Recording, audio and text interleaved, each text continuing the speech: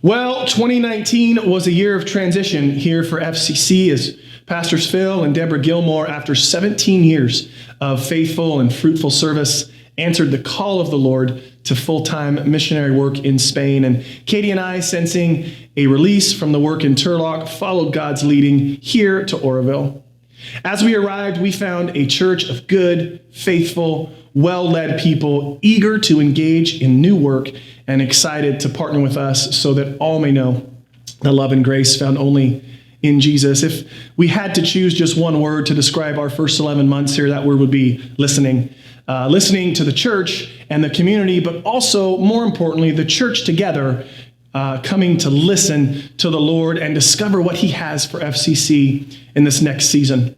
We committed to a prayer campaign. We took our leadership group on a prayer and vision retreat. We gathered for prayer meetings, and we had a prayer imaginarium. And through all of this prayer, the Lord did reveal to us 6 values that we intend to live out. And those are obedience, prayer, discipleship, leadership, generosity, and celebration. And those values guide our strategic plan, which for year 1 included 7 objectives and 3 big ideas. And real quickly, those objectives included, number 1, implementing significant prayer rhythms, which we've done, implementing a couple of weekly prayer gatherings, daily online prayer prompts, monthly prayer campaigns and topics and guides, and quarterly prayer events. Number 2, implementing our leadership development plan, which has started. We're beginning to identify and train leaders there through cohorts and small groups. Number 3, launching a young adult core, which is slated for August. Number 4, implementing a reimagined Sunday gathering experience in which people can find that freedom we talked about in Jesus. And that's happening now thanks to a gentle nudge from the pandemic. Number 5, implementing our front door ministry. That means everything that happens from the moment someone parks in the parking lot till they find their seat, and then from their seat back to their car again. And we're pumped for that ministry, which is planned and funded and ready to go. But again, right now can't happen because nobody's coming to the building, but we're very excited to implement that when we return to gathering together. Number 6, implementing our discipleship path. We have launched our first 2 discipleship huddles, which will be multiplying soon, and we're very excited to see what God does there. And we've also launched, to augment that, some discipleship classes.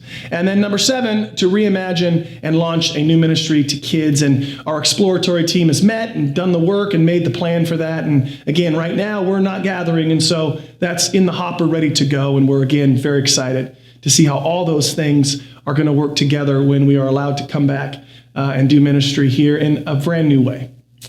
We also had those 3 big ideas I was talking about. The first 2 of those are facility ideas to enclose our pavilion and make it a multi-purpose space for worship and other stuff, and then to take our existing worship building and repurpose and remodel that into a children's ministry center. And our third big idea was to hire a pastor of young adults and youth, and we were able to do that from within, bringing part-time on staff Scott Coffer, and we are just super excited, and he's having so much fruit already, and we're just really blessed that the Lord's using Scott in new and increasing ways along with his team.